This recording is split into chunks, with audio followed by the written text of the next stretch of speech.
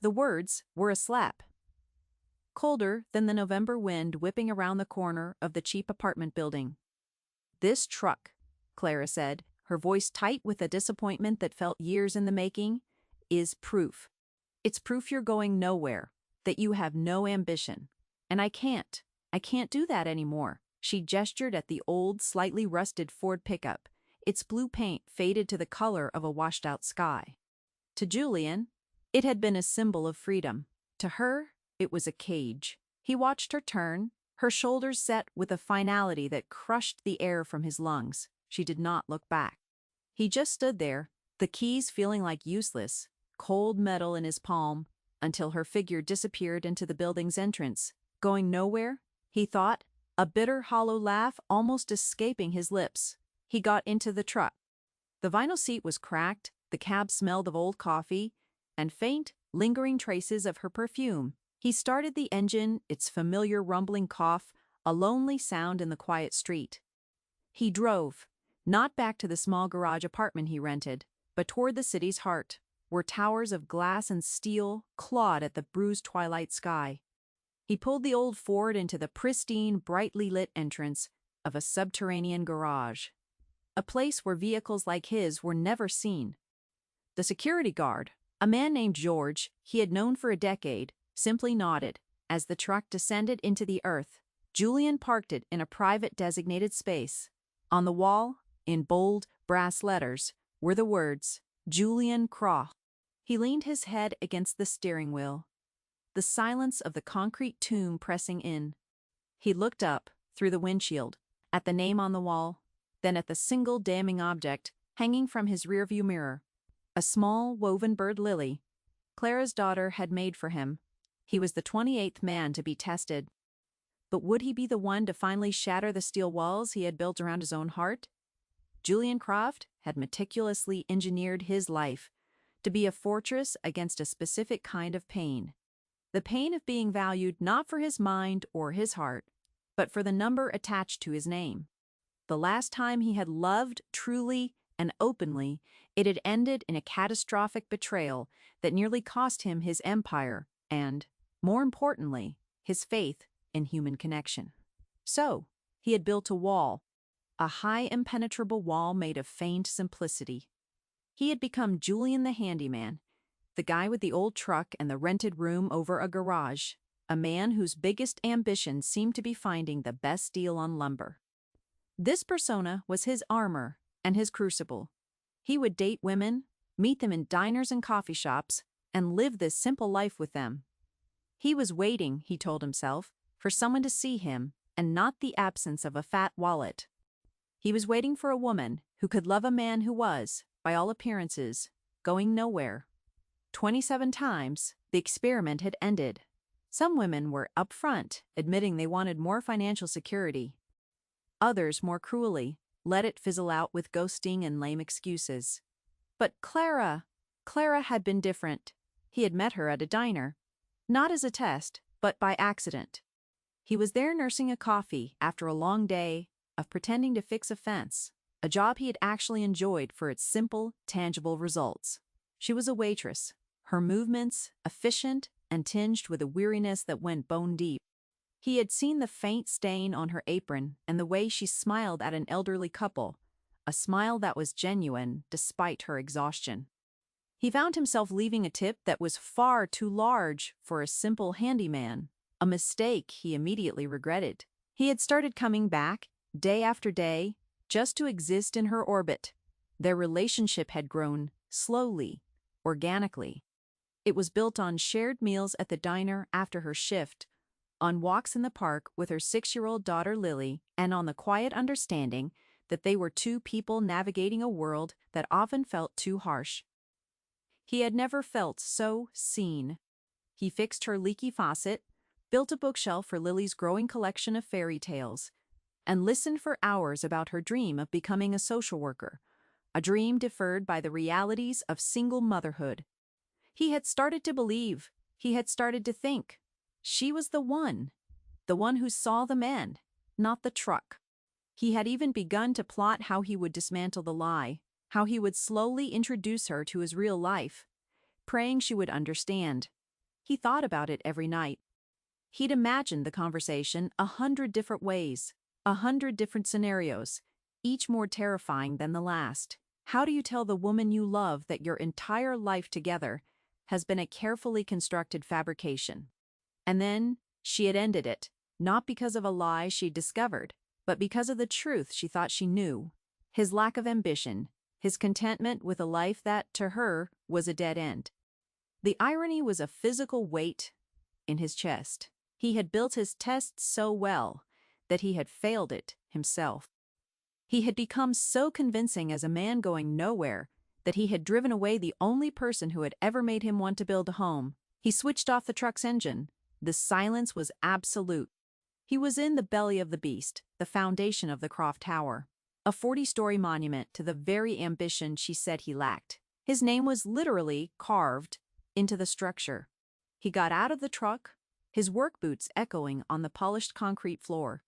He walked past a row of luxury cars, a black Bentley, a silver Aston Martin, a custom-built electric sedan that was his own design, all of them his. All of them gathering a fine layer of dust. He preferred the truck. He took the private elevator, the ascent, so smooth and silent, it was like rising through water. The doors opened directly into his penthouse. The apartment was a study in minimalist perfection. A vast expanse of glass, steel, and white marble. Floor-to-ceiling windows offered a breathtaking, godlike view of the city lights twinkling below like a fallen constellation. It was cold, impersonal. It was a magazine cover, not a home. He walked to the massive window and looked down. He could trace the route he had just driven. The path from Clara's small, warm, chaotic world to this sterile peak. He had everything a man could want, and he had nothing at all. He had sought a woman who did not want his money, and he had found one. He had found a woman who wanted a partner, a man with drive, a man who wanted to build a future. And in his desperate attempt to hide his wealth, he had hidden the very qualities she was looking for. His ambition wasn't in accumulating more money. It was in changing the world, in building things that lasted. But how could she know that when he presented himself as a man who was content just to get by? He caught his reflection in the glass. He saw the face of Julian Croft, the billionaire innovator, the titan of industry. But he felt like Julian the handyman, the man who had just lost the best thing in his life because of a stupid self-inflicted wound. He had created a fortress to protect himself, but he had only succeeded in trapping himself inside. The silence of the penthouse screamed with her final words. Going nowhere. He had been going somewhere. He realized with a sickening lurch in his gut. He had been going toward her, and now, the next few days were a blur of hollow routine. Julian went through the motions of his other life, the real one. He attended board meetings by a secure video link from a hidden office in his penthouse, his voice commanding and decisive as he navigated billion-dollar deals and complex engineering problems. He was Julian Croft, the genius, the leader. His team of executives and engineers, none of whom knew about his double life, followed his commands without question. They saw a man at the top of his game, focused and relentless. They did not see the man who spent his nights staring at a small woven bird, his heart a leaden weight in his chest. He tried to bury himself in work. He greenlit a new project, a revolutionary water purification system designed for developing nations, something he was genuinely passionate about. For a few hours at a time, the complex equations and logistical challenges could distract him. But then, in the quiet moments, her face would appear in his mind's eye. He remembered the way she'd tuck a stray strand of hair behind her ear when she was concentrating, the sound of her laughter when Lily told a silly joke, the warmth of her hand in his. He found himself driving the old truck through her neighborhood, a pathetic ghost haunting the edges of a life he was no longer part of. He would park down the street from the diner, watching the warm glow of the windows, imagining her inside, refilling coffee cups and smiling at strangers. He told himself it was just to make sure she was okay, but he knew it was a lie. He was torturing himself, picking at the wound. One evening, a cold rain was falling. blurring the city lights into a watercolor smear. He was parked in his usual spot, the windshield wipers, keeping a slow, hypnotic rhythm. He saw her leave the diner, pulling her thin coat tight around her, but she didn't head for the bus stop. Instead, she started walking in the opposite direction, her head down against the rain. Curiosity, sharp and painful, gnawed at him. He started the truck and followed at a distance, his headlights off. She walked for 10 blocks, her pace hurried. She stopped in front of a drab, imposing building with a sign that read, Community Health Clinic. Julian's blood ran cold. He watched as she hurried inside, disappearing from his view. He sat in the truck for a long time, the rain drumming on the roof like a frantic heartbeat. Why was she here? After hours? Was she sick? Was Lily sick? The not knowing was a physical agony. His carefully constructed rules, his vow to stay away, crumbled into dust. He was Julian Croft. He had resources. He had the ability to find out anything, to solve any problem. It was a power he had deliberately shed in his life with her. But now, fear clawed at his throat, demanding he use it. He pulled out his secure satellite phone, a device that looked like a sleek, black brick, and was utterly untraceable. He dialed a number. A voice answered on the first ring, crisp and professional. Yes, Mr. Croft? It was his head of security, a former intelligence agent named Elias Vance. Elias, Julian said, his own voice sounding strained. It's personal. Of course, sir. There was no judgment in Elias's voice, only quiet efficiency. Julian gave him the address of the clinic, Clara's name, and Lily's name. I need to know why they're there. I need to know if everything is okay. And Elias, he added the words tasting like ash. Absolute discretion. No one can know I'm asking. No one. Understood, Mr. Croft. I'll have an answer for you shortly. The wait was the longest 20 minutes of his life. He watched the clinic door, his hands clenched around the steering wheel. What if it was something serious? What if they needed money, money he had in obscene amounts, but couldn't give her without shattering the fragile remnants of what they had? His phone buzzed. He answered it instantly. Mr. Croft, Elias began, his voice calm and measured. It's the daughter, Lily Evans. According to the preliminary records I was able to access, she was diagnosed with a severe respiratory infection a few days ago. The doctor prescribed a specific course of antibiotics. It appears her mother's insurance, a basic plan from her employment, does not cover the full cost. The out-of-pocket expense is several $100s. It seems Miss Evans was unable to afford it at the time. Lily's condition has worsened. She was brought into the clinic tonight with a high fever and difficulty breathing. Julian felt the world tilt on its axis. Several $100s. A rounding error in his daily accounts, a sum he wouldn't even notice leaving his bank. And it was standing between a little girl and the medicine she needed, a little girl who had given him a woven bird and asked for nothing in return. A little girl whose mother he had driven away because he was too cowardly to be honest. Is she going to be okay? Julian asked, his voice raw. The doctors are treating her now. They've administered the first dose of the medication. The prognosis is good, provided she completes the full course. But there's another matter, Mr. Croft. The bill. Pay it, Julian said, the words a guttural command. Pay all of it. Anonymously. Make it look like a clerical error, a grant from a hospital fund. I don't care. Just make sure it is handled. And Elias, find out who her employer is. Find out who owns the diner. Right away, Mr. Croft. He hung up the phone, his body trembling with a cocktail of rage, guilt, and terror. This was his fault. He had been so obsessed with his stupid test, so wrapped up in his own past trauma, that he had been blind to her reality, the reality of a single mother, one unexpected bill away from a crisis.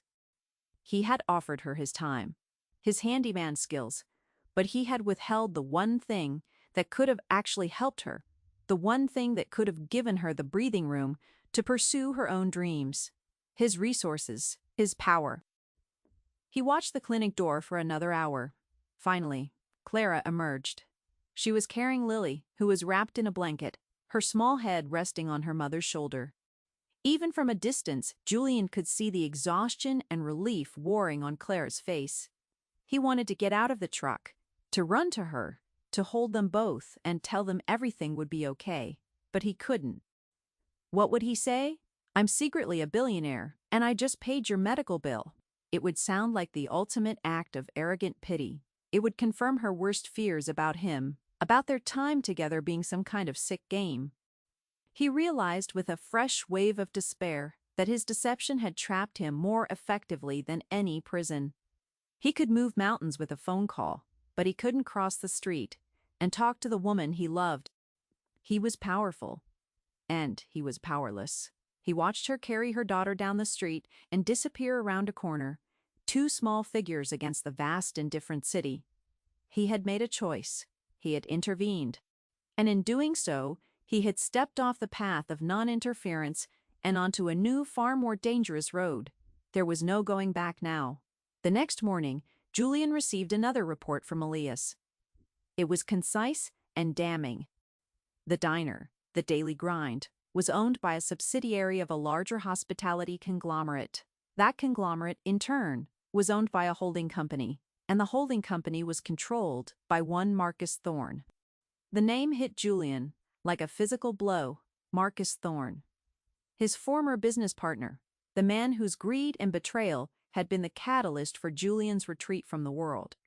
Thorne had tried to stage a hostile takeover of their shared company years ago, using insider information and backstabbing tactics that were as cruel as they were effective. Julian had ultimately won, ousting Thorne and securing his empire, but the victory had been Pyrrhic. It was during that battle that his then fiancée, who had been secretly feeding information to Thorne, had been exposed. The double betrayal had shattered him, convincing him that wealth was a poison that corrupted everyone it touched. And now, here was Thorne's name, tangled up in the life of Clara and Lily. It couldn't be a coincidence. Julian's mind, trained to see patterns and calculate probabilities, raced through the possibilities. Was Thorne aware of Clara? Was this some long, convoluted game of revenge? It seemed unlikely. It was more probable that this was just the universe's cruel sense of humor, a random intersection of his past and his present, but it was a complication he could not ignore. He spent the next few days in a state of suspended animation, caught between two worlds. By day he was the phantom of Croft Industries, his mind sharp and his commands clear. By night, he was a ghost haunting Clara's neighborhood. He needed to see her, to know that Lily was recovering. He found himself at the small playground near her apartment, a place where he and Lily had once spent a sunny afternoon. He was sitting on a bench, hidden in the shadows of a large oak tree, when he saw them. Clara was pushing Lily on a swing, her face etched with a tired but gentle smile. Lily was laughing, her voice, though a bit raspy, full of life. The sound was the most beautiful thing Julian had ever heard. "Higher! Mommy, higher!" Lily cried. "Okay, my little bird, but hold on tight," Clara said, giving the swing a gentle push. Julian watched, his heart a painful knot in his chest. This was the life he wanted, this simple, profound joy. Not the sterile penthouse and the billion-dollar deals. This. He saw Lily's head tilt as she swung back toward him. Her eyes, bright and perceptive, scanned the park. For a terrifying second, her gaze locked directly on his shadowy position. A slow smile spread across her face. She said something to Clara, pointing in his direction. Julian's blood turned to ice. He was caught. Clara stopped pushing the swing and turned her eyes, searching the shadows where he sat. He could have run. He could have ducked back into the darkness and disappeared. But he was tired of running. He slowly stood up, stepping out from under the tree into the fading afternoon light. Clara's face went through a rapid series of emotions: confusion, surprise, and then a guarded caution. She took a step in front of the swing, a subtle protective gesture. "Julian," she said, her voice barely a whisper. It was Lily who broke the tension. "Julian," she shouted. scrambling off the swing and running toward him, her little legs pumping. "You came back!" He knelt just in time to catch her as she barreled into him. He wrapped his arms around her small, warm body, burying his face in her hair. She smelled of playground dust and grape juice. He held on tight, a wave of emotion, so powerful, it almost brought him to his knees. "Hey, Firefly," he murmured, his voice thick. He looked up and saw Clara slowly walking toward them, her arms crossed over her chest. Her expression was unreadable. "What are you doing here?" she asked. Her tone wasn't angry, just tired.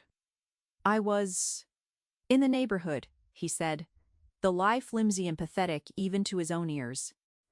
He stood up, still holding Lily's small hand. "I wanted to make sure. I heard Lily was sick." Clara's eyes narrowed slightly. "How did you hear that?" This was it. The precipice. He could lie again, build another wall. Or he could offer a piece of the truth. "I've been worried about you," he said, deciding on a partial truth. "Both of you. So I've been keeping an eye out. I saw you go into the clinic the other night." The guarded look on her face softened almost imperceptibly, replaced by a flicker of something else. "Understanding? Pity? She's fine," Clara said, her voice quiet. "She had a bad respiratory infection. The doctors took good care of her." She paused, a thoughtful frown creasing her brow. "Something strange happened at the hospital. They said the bill was covered by a hospital charity grant or something. They said it was a mistake that we were even asked to pay." Julian's heart hammered in his chest. He held her gaze, forcing himself not to look away. That's great news, Clara. I'm glad."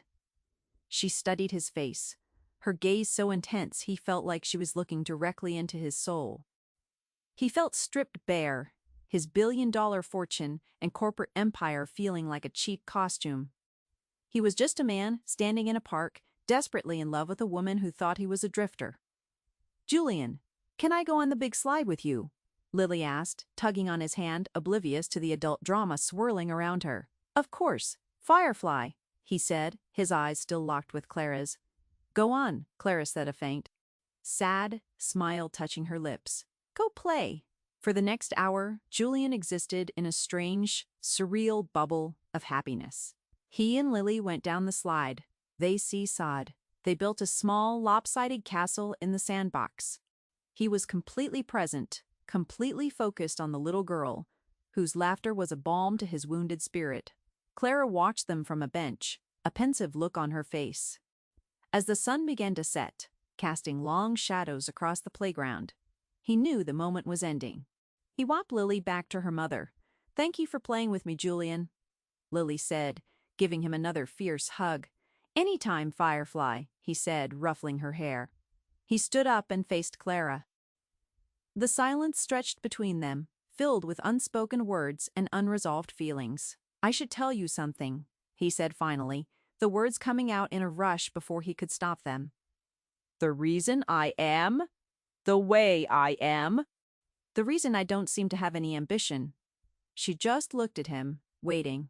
"A long time ago," he began, his voice low, "I had everything, a successful company, a lot of money, a fiancé. I thought I was on top of the world. And then I found out it was all a lie. My business partner was trying to ruin me, and she was helping him. She wasn't with me for love. It was for the money, the access. When I lost her, it wasn't her I was mourning.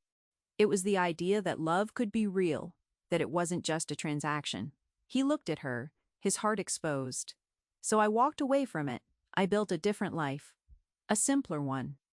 I wanted to find someone who could see me without all of that stuff in the way. I was so afraid of being wanted for my money that I became a man who had none." He didn't tell her he still had the money. He didn't tell her he was one of the wealthiest men in the world, but he had given her a piece of the truth, a raw, bleeding piece of his own heart. Clara was silent for a long moment, processing his confession. He could see the conflict in her eyes. She reached out, and for a brief second touched his arm. Her touch was like an electric current. I'm sorry that happened to you, Julian, she said softly. No one deserves that. She pulled her hand back. But you can't let the past poison your future. You can't hide from the world forever. I'm not hiding anymore, he said, and he realized it was true. In that moment, standing in the fading light, he wasn't hiding. Mommy, I'm hungry, Lily announced, breaking the spell. Clara smiled, a genuine warm smile this time. Okay, sweetie, let's go home and have some dinner. She looked at Julian. It was good to see you. It was a dismissal, but a gentle one. It was a door left slightly ajar, not slammed in his face. It was hope, a tiny, fragile flicker of hope in the vast darkness of his self-imposed exile. He watched them walk away, hand in hand, and for the first time, in a very long time, Julian Croft felt like he might actually be going somewhere after all.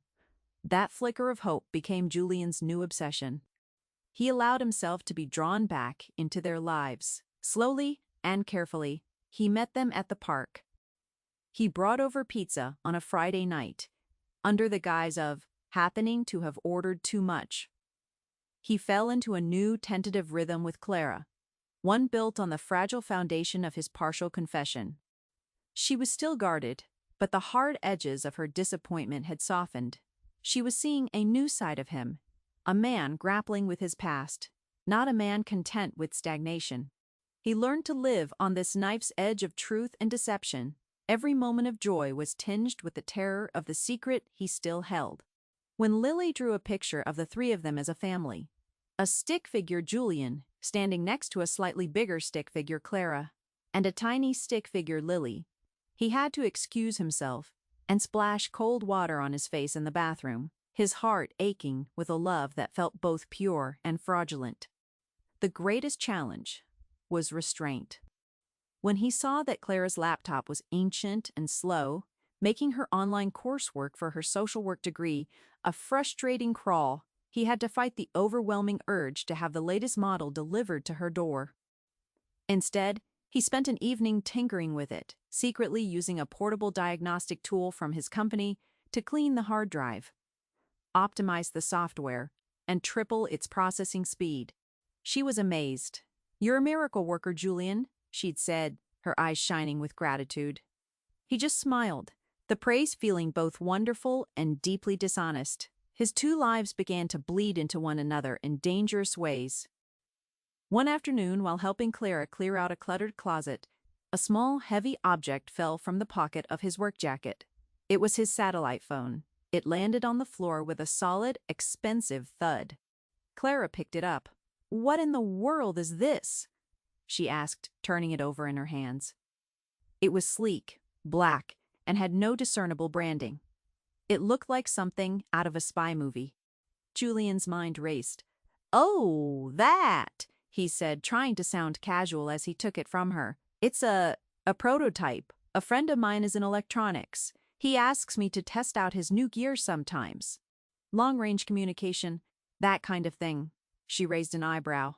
"Your friend makes military-grade satellite phones in his garage?" "He's a bit of an eccentric genius," Julian said, the lie tasting sour. He quickly tucked the phone away. She let it drop, but he saw a flicker of doubt in her eyes, a new question mark added to the growing list she must have had about him. The real crisis, however, came from the outside. Alias's reports on Marcus Thorne had grown more alarming. Thorne's hospitality empire was facing a financial crunch. He was over-leveraged and desperate. And a desperate, Marcus Thorne was a dangerous one. Ilias discovered that Thorne had instituted a series of aggressive cost-cutting measures across all his businesses, including the daily grind. Wages were frozen, hours were cut, and staff were being squeezed until they broke. Clara started coming home from the diner later and later, her face pale with exhaustion and stress. "It's a nightmare, Julian," she confessed one night, slumping onto her small sofa. "Mr. Henderson, my manager, he's a good man, but his hands are tied. Corporate is breathing down his neck. They're threatening to replace the whole staff with cheaper labor. If we don't meet these impossible new profit margins." Julian listened, his insides coiling into a tight knot of fury. This was Thorne's handiwork, his callous disregard for the people whose lives he controlled. And Clara was caught in the middle of it. "You should quit," he said, the words coming out more forcefully than he intended. "You don't need that stress. You should focus on your studies." She gave him a tired, incredulous look. "Quit?" "Julian, I can't just quit that job. As awful as it is right now, pays our rent. It puts food on the table. Lily and I don't have a safety net." The word safety net echoed in the opulent, empty chambers of his heart. He was a safety net. A safety net woven from billions of dollars, capable of catching them and 1,000 other families. But he couldn't deploy it. Not without revealing everything. The breaking point arrived a week later. Julian was at his penthouse, on a conference call with his legal team, about a patent dispute, when Elias patched through on a priority line. "Mr. Croft, you need to see this," Elias said, his voice grim. He sent a file to Julian's screen. It was an internal memo from Thorne's company. A list of employees slated for termination as part of a restructuring at the daily grind. Clara's name was third on the list. The reason cited was redundancy. It was a lie. Julian knew what it was. Her manager was being forced to cut staff. And Clara, as a single mother who sometimes needed to adjust her schedule for Lily, was an easy target for a ruthless corporation looking to trim the fat. Julian felt a cold, clean rage settle over him. The game was over. His experiment, his self-imposed exile, his fear, it had all just become a luxury he could no longer afford. Marcus Thorne had made this personal. He had threatened the fragile world Julian was trying to build, and he was about to harm the people Julian loved. "Elias," Julian said, his voice dangerously quiet, "cancel my afternoon, all of it. And get me everything you have on Marcus Thorne's finances, every loan, every line of credit, every vulnerability. I want to see the architecture of his collapse." "Yes, Mr. Croft," Elias replied, a note of grim satisfaction in his voice. Julian disconnected the conference call, leaving his legal team in stunned silence. He strode over to his closet, a vast walk-in space filled with bespoke suits he hadn't touched in years. He bypassed them all and pulled out a single, perfectly tailored, charcoal gray suit. He put it on, the fine wool feeling alien against his skin, after months of wearing flannel and denim. He selected a silk tie, his hands moving with practiced efficiency. As he looked in the mirror, he saw the transformation. The handyman was gone. Julian Croft, the Titan, was back, and he was going to war. He knew what he had to do. A hostile takeover of Thorne's company would take weeks, months even. Clara didn't have that long. He needed to strike now. He needed to confront her, not with his money, but with the truth. All of it. It was the only way. He had to trust her. He had to tear down the last wall of his fortress himself, before it was blown apart by outside forces. He drove the old Ford truck, one last time, to her apartment. It felt right. A final journey for the man he had been pretending to be. He found her sitting at the kitchen table, a termination letter in her hand, her face ashen. Lily was in her room quietly playing. "They fired me," she said, her voice hollow, not even looking up as he entered. "They said my position was being eliminated." "I know," Julian said softly. She finally looked up at him, her eyes filled with confusion and despair. "How could you know?" "Clara, we need to talk," he said, his heart pounding against his ribs. "There's something I have to tell you." The whole truth. He sat down opposite her at the small table. He took a deep breath. "My name is Julian Croft," he began, "and I haven't been completely honest with you. The full truth, when it came, was not a gentle unfolding. It was a dam breaking." Julian laid it all out, his voice steady, despite the tremor in his hands. He told her about Croft Industries, about the penthouse, about the fortune he had tried to escape.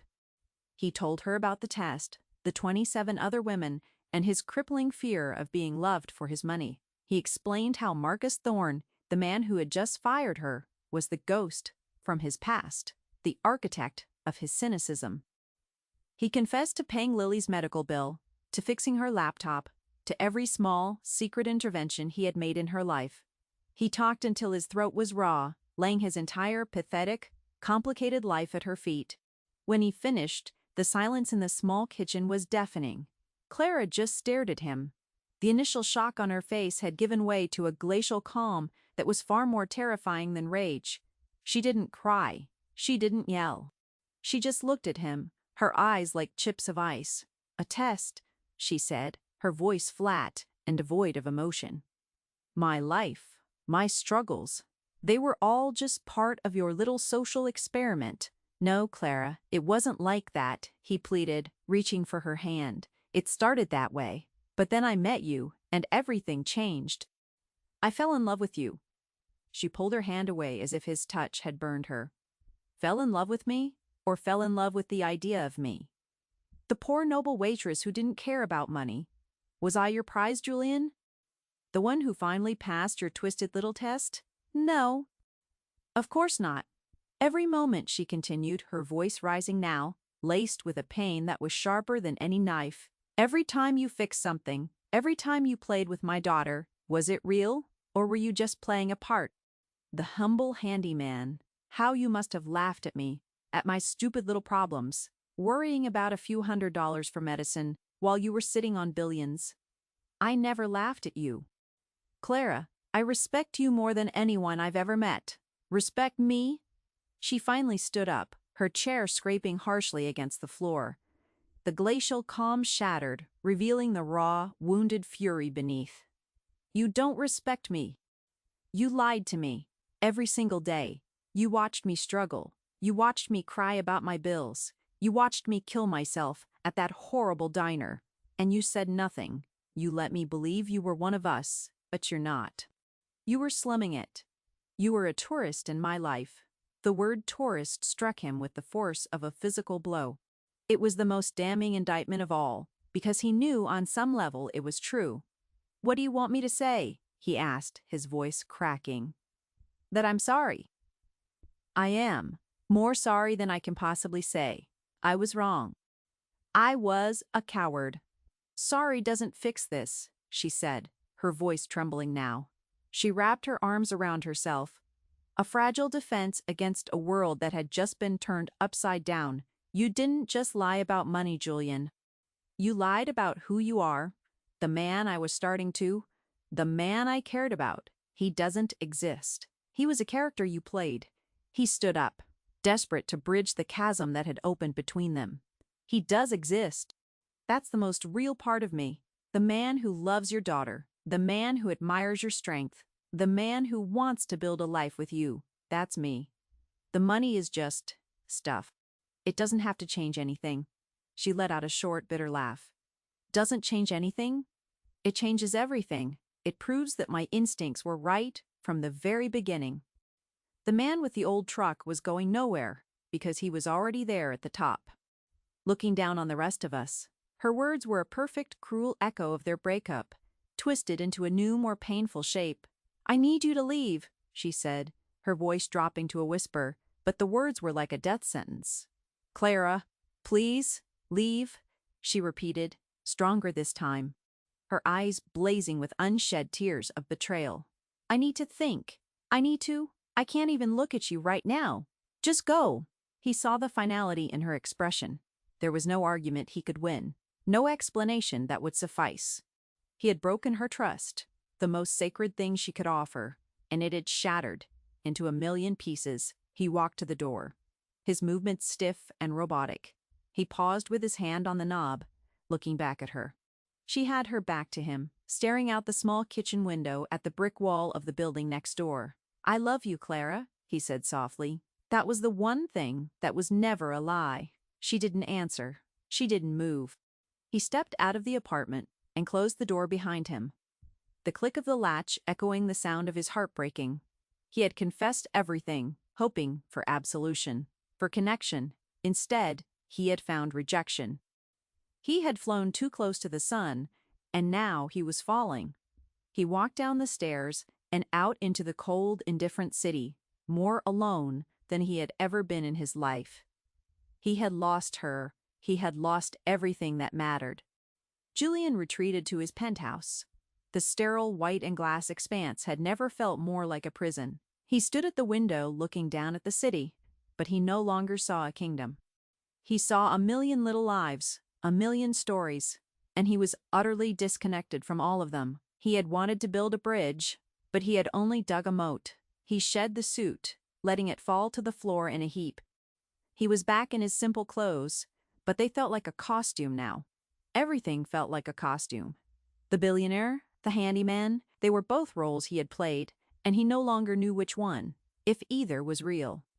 The only real thing had been the moments in Clara's small, warm apartment, the feeling of Lily's hand in his, the hope of a future, and he had destroyed it. The next 24 hours were the darkest of his life. He didn't eat. He didn't sleep. He paced the vast floors of his empty home, the silence broken only by the hum of the city far below. He replayed their final conversation over and over in his mind, her words lashing him with their accuracy. A tourist in my life, she was right. He had treated her world like a temporary escape, a place he could visit to feel something real before returning to his sterile castle. He had never truly considered the consequences of his deception for her. He had been selfish, so wrapped up in his own pain that he couldn't see the damage he was causing. His internal collapse was total. The old, cynical Julian, the one who believed love was a transaction and trust was for fools, came roaring back. See, the voice in his head whispered, you tried to connect. You tried to be vulnerable, and she rejected you. Not for your money, but for your heart. For the mess you made trying to protect it. It's better to be alone. It's safer. He almost believed it. He almost surrendered to the despair. He picked up the phone to tell Elias to call off the attack on Marcus Thorne. What was the point? He had already lost. Let Thorne have his petty victory. Let the world burn. His thumb hovered over the call button. But then, his gaze fell on the small woven bird sitting on his nightstand. He had brought it with him from the truck. He picked it up, its rough texture a grounding sensation in his freefall. He thought of Lily, her bright, trusting eyes, her unreserved affection. He had made her a promise, unspoken but profound, to be a stable presence in her life, and he had broken it. He had disappeared, just like her father had. And he thought of Clara. Not the angry, betrayed woman in the kitchen, but the woman who worked double shifts to pay for her daughter's medicine, the woman who studied late into the night to build a better future. The woman whose dream was not to marry a rich man, but to become a social worker, to help people even more vulnerable than herself. Her strength, her integrity, her fundamental decency, these things were real, even if his role in her life had been a lie. He realized with a sudden gut-wrenching clarity that this wasn't about him anymore. It wasn't about his wounded pride or his broken heart. It was about them. Marcus Thorne was a predator, and Clara was in his path. If Julian walked away now, he would be abandoning her to a man who would crush her without a second thought. Thorne had fired her not just for business reasons, but because he could. Because she was powerless. Julian's despair began to curdle, solidifying into a cold, hard resolve. He had been a coward. He had hidden behind his money, and then he had hidden from it. He had lied to Clara, and he had hurt her terribly. He might never earn her forgiveness. He might never get back what he had lost. But he could still do the right thing. He could use the power he had so long despised. Not for himself, but for her. He could be the shield she didn't know she needed. His phone rang, startling him. It was an unknown number. He almost ignored it, but some instinct made him answer. Hello? Julian? The voice was small, hesitant. It was Clara. His heart stopped. Clara, are you okay? No, she said, and he could hear the suppressed sob in her voice. No, I'm not okay. There was a pause, and he heard a commotion in the background, a man's angry voice. Listen, I don't have much time. I'm at the diner. I came to pick up my last paycheck. My manager, Mr. Henderson. He tried to give me severance from his own pocket. And the district manager was here. He fired Mr. Henderson on the spot. Thorne's men, Julian breathed. Yes, And now he's threatening to call security to have us escorted out. He's saying we conspired to steal from the company. Julian, I don't know what to do. I'm sorry for calling you. I shouldn't have, but you're the only person who—" Her voice broke. This was it, the final catalyst, a direct plea, a cry for help that cut through all his self-pity and despair. She had called him. In her moment of crisis, after everything he had done, she had still reached out to him. "Where are you?" he asked, his voice calm and steady. The voice of a man who knew exactly what to do. The daily grind. "On 4th and Elm." "Don't move," he commanded. "Don't say another word to him. I'm on my way." He hung up the phone. The war was no longer a matter of spreadsheets and financial maneuvers. It was happening now in a greasy spoon diner with real people caught in the crossfire. He strode back to his closet, the charcoal suit still lying on the floor. He put it back on, but this time it felt different. It wasn't a costume. It was a uniform. He called Elias. "Elias, I'm going to 4th and Elm. I want a full media blackout around the location for the next hour. No reporters, no cameras. But I want a private team on standby to record. And get the board of Croft Industries on a conference line. Now, understood, Mr. Croft?" Julian didn't take the elevator down to the garage. He walked out the front door of his building, for the first time in years, into the midday sun. He hailed a taxi, the simple act feeling both strange and liberating. As the cab sped through the city's streets, he conducted a conference call that would change the landscape of the corporate world. "Ladies and gentlemen of the board," he said, his voice ringing with an authority they hadn't heard in years. "I am initiating a tender offer for a controlling stake in Thorn Hospitality Group. Effective immediately, Elias is sending you the financial data. We will leverage our cash reserves. This is not a negotiation. It is a decapitation strike. Any questions?" There was a stunned silence, followed by a flurry of excited, nervous assent. They knew this tone. This was the Julian Croft who had built the empire, the ruthless visionary, the man who did not lose. He arrived at the diner. Through the plate glass window, he could see the scene. Clara, standing pale and defiant. A kind-faced older man, presumably Mr. Henderson, looking defeated. And a smirking, officious man in a cheap suit, the district manager, jabbing a finger in their direction. Julian paid the cab driver, took a deep breath, and pushed open the door. The little bell above it chimed, a ridiculously cheerful sound for the drama unfolding within. Every head turned. The district manager looked at Julian's immaculate suit and expensive shoes and immediately straightened up, assuming he was a person of importance. "Can I help you, sir?" the manager said, his tone shifting to obsequious. Julian ignored him completely. His eyes went straight to Clara. He saw the shock, the fear, and a tiny flickering ember of hope in her gaze. He gave her a small, almost imperceptible nod. "I've got this." "Got." He then turned his attention to the district manager. "You are firing these 2 employees?" Julian asked, his voice quiet but carrying the weight of the room. "I am, sir. A necessary business decision." "Internal matter," the manager said dismissively. "You are Marcus Thorne's man?" Julian continued, stepping closer. The manager puffed out his chest. "I report to the regional vice president of operations for Thorne Hospitality." "Not anymore," Julian said. He pulled out his phone and hit a single button. The phone in the district manager's pocket began to ring. He looked at it, confused. The caller ID read, "Marcus Torney."